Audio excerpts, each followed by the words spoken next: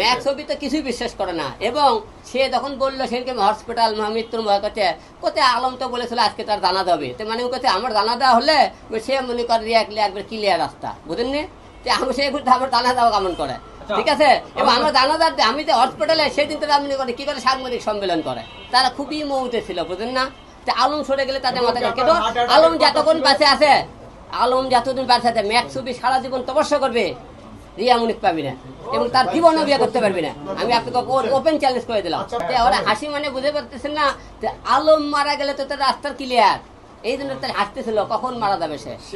Max ছবি আর রিয়া দুজনকে একই সাথে দেখা হয়, তারা কিন্তু বৈশাখী যখন নিউজ করে তাদেরকে দুইজনকে একই সাথে পাওয়া গেছে, আমি তো ওটা দেখিনি। আচ্ছা গেল, তারা বলে হোটেলে দেওয়ার পরে রাত্রে 12টার দিকে আমি কয়েকজন লোক পাঠালাম যে হোটেল সন্ধান পাবো, রাত 12টার দিকে তাদের রুমের মধ্যে যা পাইছে। আচ্ছা গেল, এখন প্রশ্ন হলো দেখি তার ভাই রাকিব নিজে বলছে আমি তার ভাই, আমার শালা রিয়ামনির ভাই, সে আমাকে বলছে ভাই আমাকে নেই তোমার বোন রাত গেল করতে, ভাই আমার কোনো দোষ নাই, রাত্রে ম্যাক্স অভিমান কি বললো আপাকে করতে গাড়ি বার কর, রাত্রে বার করে আমি যাই তার ঘর করে রেখে চলে যাচ্ছি তার ভাই।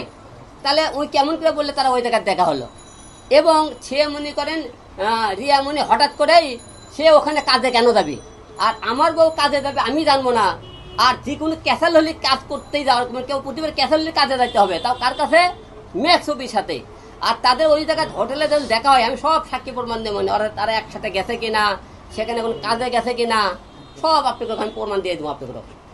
এরা সম্পূর্ণ তাদেরকে নিজের কাজের কথা কয়ে সেটা গাও বাঁচানোর চিন্তা ভাবনা করতেছে, এ সম্পূর্ণ ভুয়া বানোয়াট কথা।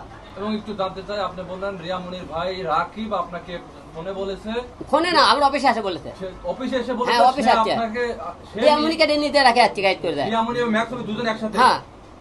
একটু বলবেন এইটা কোনো রেকর্ড আপনি রাখছেন কিনা? না রেকর্ড রাখিনি, এটা ওই তুমি করে দাদুলা রাকিব ধরে আনে আপনাকে সামনে প্রমাণ করে দেবো, ঠিক আছে, সে বলছে কিনা। এবং তারা যে একসাথে গেছে আরো কিছু প্রমাণ আছে। তারা বিমানে গেছে, আসছে বিমানে গেছে গাড়িতে, এবং নেওয়ার পরে ওর এক বন্ধু ছিল, সে বন্ধু হুন্ডলে গেছে, ওর আর এক বন্ধু হুন্ডলে গেছিল, বুঝছেন, হুন্ডলও গেছে, কিন্তু হুন্ডলে চলা গেছে কিন্তু এক বন্ধু, সেই বন্ধুকে আমি আপনাকে সামনে ধরে আনতে দেবো। ম্যাক্স ছবির বারবার শিখে সে রিয়ামনিতে এখন আমার বউ আছে, সে অন্যের বউলে কেন যাবে, তাকে বারবার মানা করার সত্ত্বেও সে তা আমার বউলে কেন গেল। উল্টাপাল্টাকে প্রশ্ন করেন না, উল্টাপাল্টাকে কোনো প্রশ্ন করেন না, কোনো স্টকে নেই, ঠিক আছে। তারপরে আপনি হলে উল্টাপাল্টা প্রশ্ন করবেন না, স্টকের প্রশ্ন স্টকের উত্তর তো দিয়ে দিলাম, স্টকের কথা তো বলেই দিলাম। এক দু তিন মিনিট বলে বারবার আপনি কেন বলেন কি স্টক কি স্টক, তাহলে আপনি একবার কথা বলেন। প্রথম দিনের যে কথা হিসাবটা সেটা বাসি কথা, এটা আপনি কেন জানতে চান? বাসি রিয়ামনি আর ম্যাক্স 101টা কথা বাসি বলে, সে বাসি কথা নগদ কথা বলেন, নগদ কি কথা আছে, নগদ কথা কন। আচ্ছা আলম ভাই, আপনি একটা স্ট্যাটাস দিয়েছেন আপনার আগামী কালকে জানাজা, এই স্ট্যাটাসটা কেন দিয়েছেন? এই স্ট্যাটাস দেওয়ার কারণে যে একটা লোক কত বড় মিথ্যক কথা, কত বড় শয়তানের কথা, সে আমার বউ হিরো আলমের বউ হোটেলে ধরা পড়ছে, হিরো আলমের বউ বারবার এইটা করতেছে, এটাই লজ্জার থেকে কতটা লজ্জা সে নিচে নামাইতেছে। আমি আর আমাকে বলে তুমি কেন হলে কর দাও, আমি কিভাবে কর দিলাম, আমি তো ব্যাপার লোক পাঠাইনি রে ভাই। তারা বারবার আমার সম্মান হানি করতেছে। এই যে এখন আমি করি আমাকে ধরবো, তারা আমাকে এখনো আমাকে ভিডিও বিভিন্ন রকম থাকতেছে, এখন চলে রেখে দুটা এখন পিটি, এখন তার কি হবে।